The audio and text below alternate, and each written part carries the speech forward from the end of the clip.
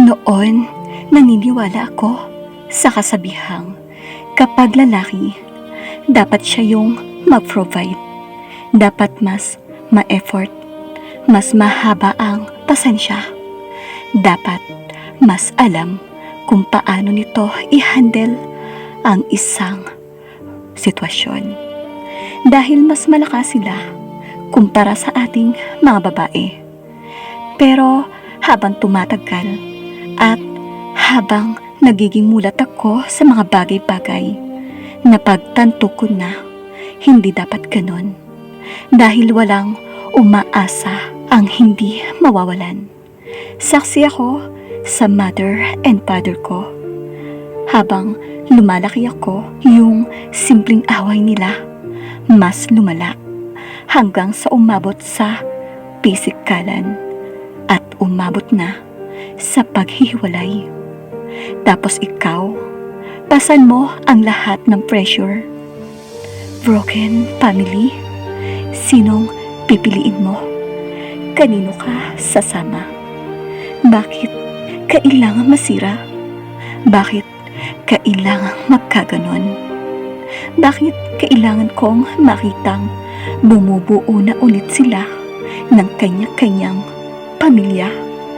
Habang ako, umaasa pa rin na sana mabuo kami kahit imposible na. Naalala ko ang sabi ng lola ko, "Apo, kapag nagkaasawa ka, gawin mo yung karapatan mo bilang babae. Hindi palaging puso ang papairalin. Utak madalas ang gamitin. Dahil babae ka, maraming mawawala sa'yo. At kapag maraming nawala sa'yo, kailangan kaya mo pa rin itaguyod mag-isa ang sarili mo." It makes sense. Tama nga naman. Hindi porket babae ka, mahina ka. Kailangan nakaasa ka na. Huwag mong ipasa sa iba yung magiging buhay mo at yung maggagawa mo para sa sarili mo. Think wisely. Mag-isip ka para kahit iwan ka, kaya mo ang sarili mo. Then I meet Timmy. He became my boyfriend when I was 4th year high school. At ngayon, 3rd year college na kami. At ang masasabi ko, pagdating sa effort at pagdating sa pera, wala akong problema. Lalo na siya ang madalas mag-provide sa amin. Naalala ko nung una, date namin as a couple sa Jollibee. Puro Jollibee, street foods, lakad-lakad, gala-gala. Gusto ko kapag mag-asawa na tayo, ayaw ko mag-work ka. Ako na yun. Kasi prinsesa kita. Gusto kong ako ang nagpo-provide ng needs mo. Ako ang magpupundar ng mga gusto nating makuha ng magkasama. Palaging ganyan ang sinasabi niya sa akin. At sino bang hindi kikiligin?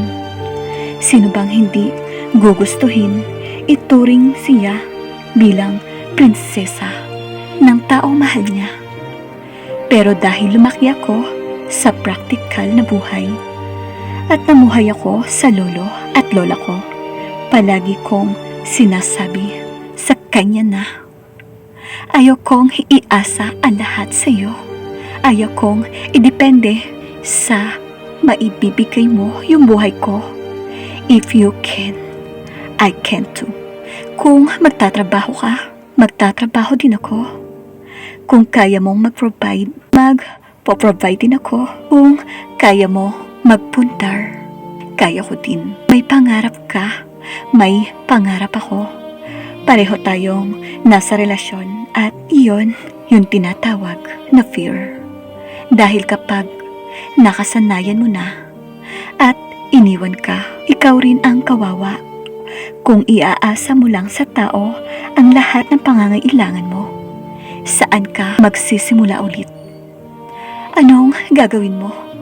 Paano ka Kung iniwan ka ng taong dinipendahan mo sa lahat, hindi dahil mataas ang pride mo bilang babae, pero dahil rights mo yun bilang babae. Karapatan mo sa sarili mo yun. Ang tumayo sa sarili mong paa. Babe, happy anniversary. Nasa huling taon kami ng college at nakakatuwang isipin yung dating sa Jollibee. Lumebel up na sa restaurant at sabay namin yung pinag-ipunan. Sabay naming tinabi.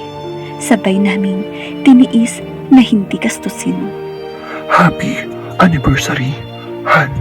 I love you. Humalik siya sa noo ko at binigay sa akin ang isang paper bag. It's perfume. I love you, Han. I love you too.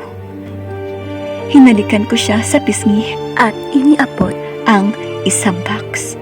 Isang relo naman ang regalo ko sa kanya.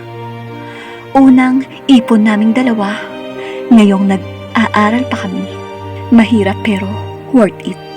Pareho kaming gumagastos. Pareho kaming nag-e-effort. Pareho kaming nagtiis. Parehong masaya at parehong achievement para sa amin. Gusto ko ring gawin sa kanya yung mga ginagawa niya sa akin. Ililibre siya. Bibilhan siya ng gifts. Nagplano na kasama siya.